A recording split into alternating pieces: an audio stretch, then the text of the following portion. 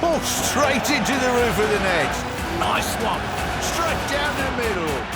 So a good performance. Hi, you're watching Firstpost. I'm Rupha Ramani. Let's get started.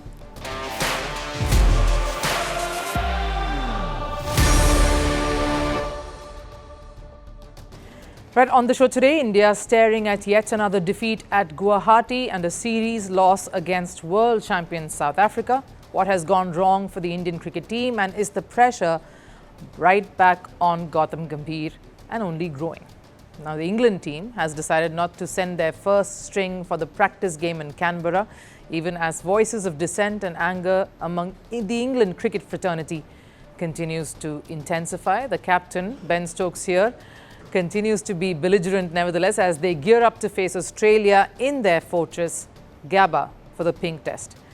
And drama unfolds in the Everton and Manchester United game. An Everton footballer slaps his own teammate, and guess what? The manager, David Moyes, calls it passion. How disastrous a precedence is this for a sporting dressing room? But first, the headlines on Sports 360. Starting with cricket, India and Pakistan are set to face off in the T20 World Cup next year. The high-octane clash is likely to take place on the 15th of February in Colombo. India recently beat Pakistan at the Asia Cup 3 times, including in the final. Pakistan haven't won their last 6 face-offs against India. On to football. Manchester City manager Pep Guardiola has apologized for his confrontation with a camera person after City's 1-2 loss to Newcastle. Guardiola was fuming. He got into an argument with the referee and later pulled the headphones off a cameraman. The City boss says he is embarrassed and ashamed of his actions. Tennis. 2021 US Open champion Daniil Medvedev will headline next month's World Tennis League exhibition tournament. The event, which is set to take place in the Indian city of Bengaluru, will see Medvedev team up with former doubles world number 1 Rohan Bopanna. And in news from the NBA, New York Knicks registered a resounding 113 to 110 points win over Brooklyn Nets. Karl Anthony Towns scored 37 points. Jalen Brunson helped with 27. After the win, the Knicks moved to 5th in the Eastern Conference. And summing it up with Kabaddi, India have won their 2nd consecutive Women's Kabaddi World Cup title. They beat Chinese Taipei 35 to 28 in the final. A total of 11 teams participated, but India remained unbeaten. The second test between India and South Africa is not over yet. A day left to go, but you can hear the bell tolling. And one thing is now absolutely certain: India has not been the dominant side in this series so far.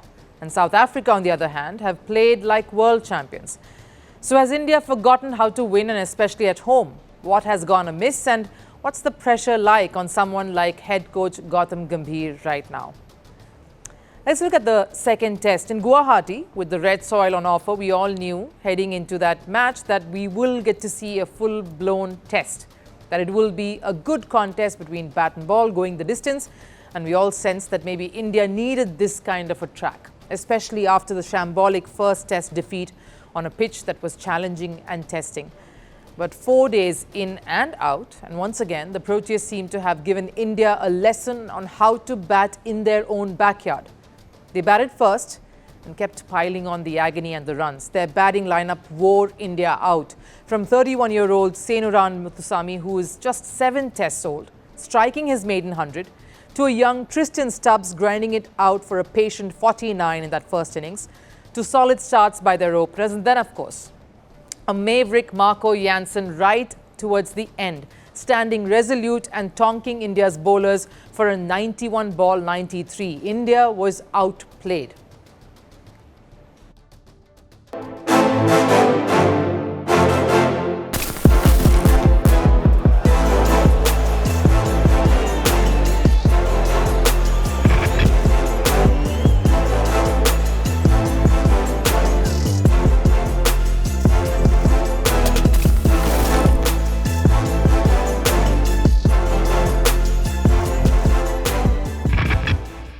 And what followed was nothing short of a nightmare. India getting bowled out for a little over 200, and Jansen, after that insane knock, came out and picked up 6 wickets. There was No one in that lineup who really stood up to that South African attack, barring two youngsters, Yashasvi Jaiswal and Washington Sundar.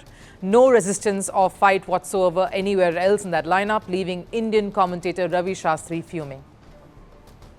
I don't understand the thought process there. In Kolkata, one of the spinners bowled just one over. Ideally, you could have gone with another specialist batsman. Similarly here, Washington batted at 3 in the last test and could have easily batted at 4 here, now that you had a number 3. He's not a number 8. He's far better than a number 8. So what's going wrong? India in Kolkata couldn't navigate that cracked, dry surface. Every expert and pundit came out saying India has been failing to cross the line in spinning conditions, that they needed to change their plan, their strategy and the way they would approach the next test. Cut to Guwahati and a pitch with carry and bounce, and India is bounced out. Nobody before Jansen had taken as many wickets via bouncers in a single innings in India. And that's your story right there. India caught out in Kolkata. India found shot in Guwahati too. Both different conditions, different tracks. So why is nothing going to plan for the hosts? Now, there seem to be few sparks of brilliance, yes, but the overall cohesion is missing. And then you watch South Africa coming back and boldly batting in the second innings. They lost a few wickets initially, but which is their experienced captain Themba, Aiden Markram and Rickleton, yet two youngsters, a 25 and a 28-year-old, more known for their swashbuckling display in the shorter format rather than their patient batting in the longest one, went on to hold their ground and resist the onslaught that India attempted. Defiant and mature knocks from both of them, Tristan Stubbs and Tony De Zorzi, really knocking the wind out of India on day 4. No matter the result of the series though, the truth is South Africa has exposed India's weakness. And unfortunately, that is bringing on the heat onto their coach Gautam Gambhir, with reactions ranging from fury to the ridiculous, including a parody account that announced his own retirement from the coaching gig.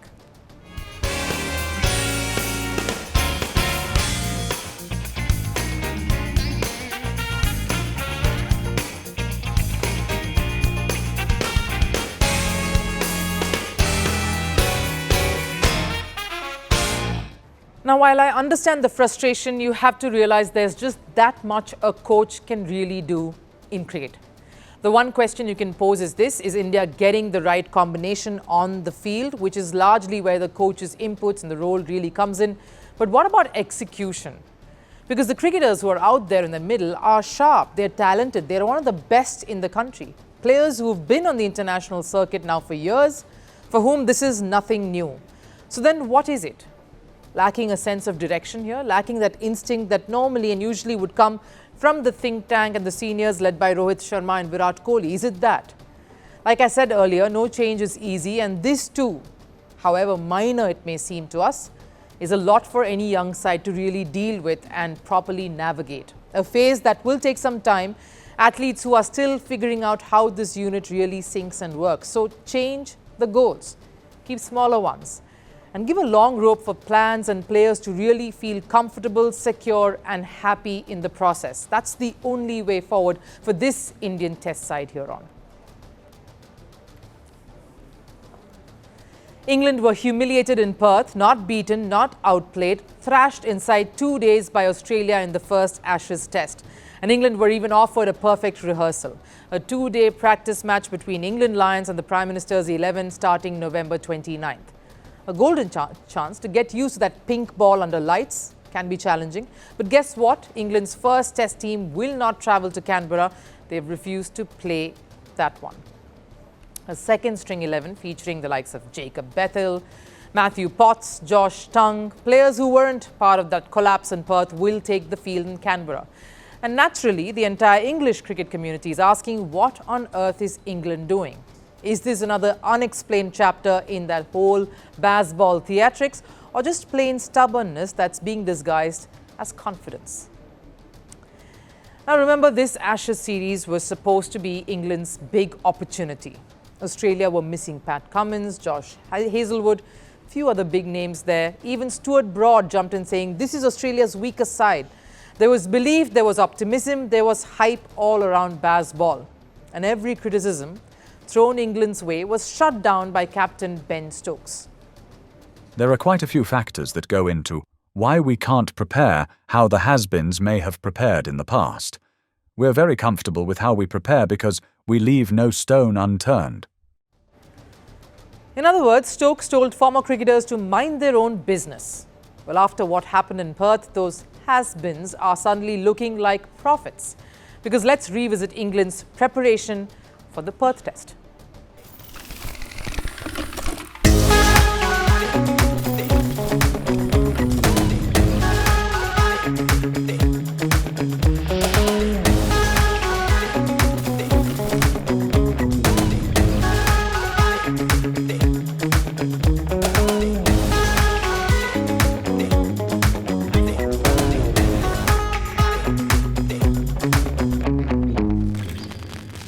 While most teams warm up with football drills or, of course, the net sessions, England chose golf. A tradition England has stuck to even when the results don't justify it.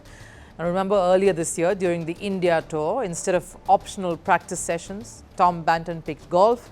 That series did not start, nor did it end well for the visitors.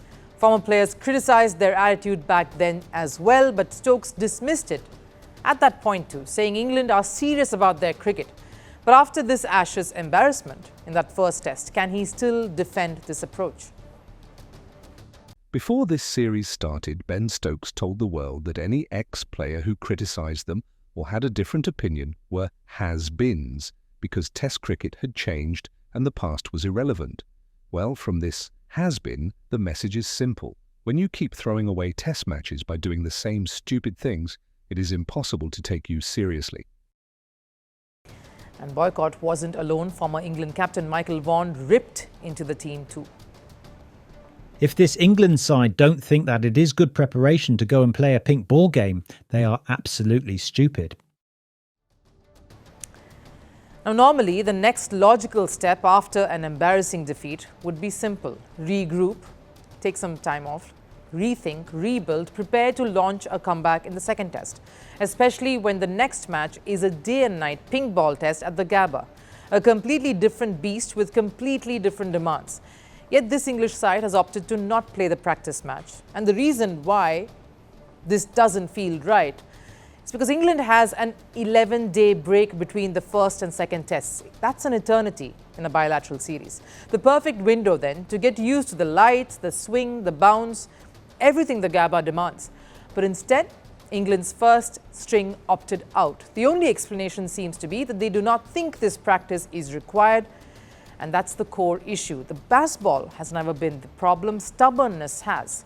Or maybe they prefer to experiment with Australian rules football next, since cricket apparently comes naturally to them. But jokes and snides aside, if only the Perth Test agreed, at some point England must decide, is baseball about fearlessness or carelessness? Because the Ashes don't forgive egos, they don't reward excuses, and they certainly don't give second chances to teams who refuse to adapt and evolve. Australia have already landed the first punch. Now England walk into a pink ball test under the lights at the Gabba with rising criticism and a bruised dressing room. If England pull off a miracle in Brisbane, they'll be called geniuses. But if they collapse again, the world will ask one question: was it baseball or was it the lack of preparations? Only England can answer that, and preferably not on a golf course. Manchester United's 5-match unbeaten run is over. Everton edged past the Red Devils 1-0 at Old Trafford. But tonight, the story is not United's loss, nor is it about Everton's win. The spotlight is on an ugly, shocking, completely bizarre episode. Not between United and Everton players. This was a physical altercation between two Everton teammates. Idrissa Gueye was sent off for slapping his teammate Michael Keane. And here's the twist. Everton manager David Moyes said he saw nothing wrong with this. Opposition manager Ruben Amorim also backed it, and that raises a massive question. What message does this send about team culture in football? Now, Manchester United came into this fixture with confidence. 5 matches unbeaten, momentum on their side. Everton too were chasing a second straight win, and the tempo was high right from kickoff. But nobody was more charged up than Idrissa Gueye. Early in the game, Michael Keane made an error. United pounced and Gueye simply lost his cool. The two exchanged words, it escalated, Gueye slapped him, VAR checked it, straight off red. Everton down to 10 men after 13 minutes, but what followed next was shocking. Instead of condemning the behaviour, Everton's highly experienced manager David Moyes said this. Quite pleased they were fighting each other because it showed me that they cared. If we hadn't got that fight and that resilience like what they showed, we'd have never get through the rest of the game. Sounds to me like a manager with 27 years in top-level football endorsing what transpired. Now, while intensity is important, wearing your heart on your sleeve is key, being okay to something like this sets a very dangerous precedent. Because if this becomes normal, team culture collapses. And it wasn't just Moyes. Listen to opposition manager Ruben Amorim. Fighting is not a bad thing. Fighting is that you lose the ball and I will fight you because we will suffer a goal. I hope my players, when they lose the ball, fight each other. Well, someone needs to remind them of the Ferguson-Beckham fallout. Back in 2003, Sir Alex Ferguson kicked a boot by mistake. It hit David Beckham above the eye, and that was the beginning of Beckham's exit from United. That's how fragile dressing rooms really can be. These are superstars, these are big footballers. One incident and the culture cracks. Now, to be clear, football is emotional. Aggression is part of the game. Players push each other, yell, argue. That's passion. But a slap on the field, that crosses the line. That becomes assault and not commitment.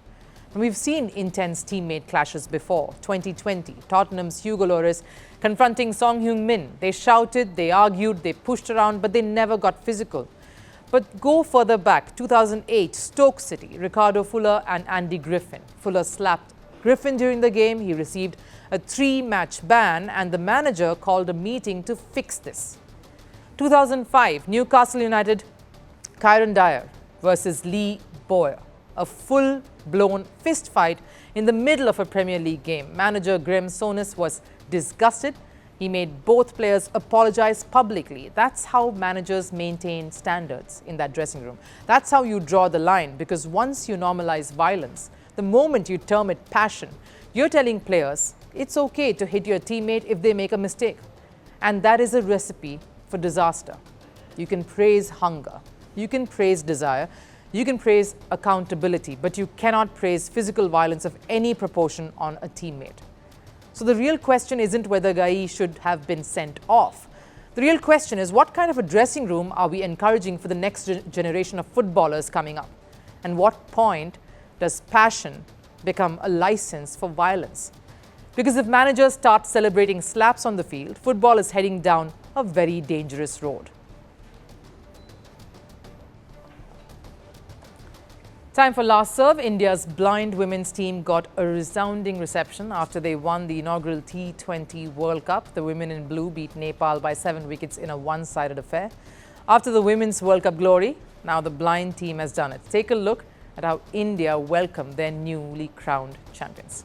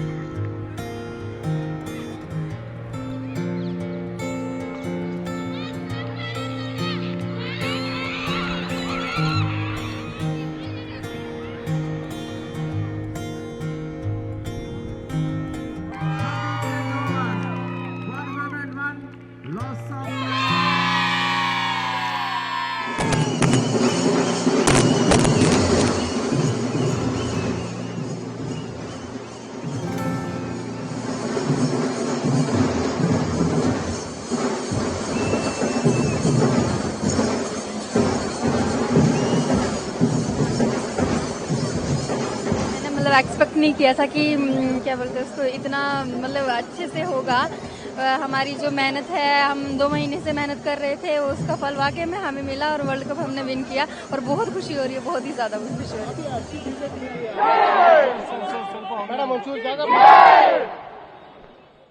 Well, that wraps it up here on Firstpost. I'll, of course, see you again tomorrow. Till then, do take care. Bye-bye.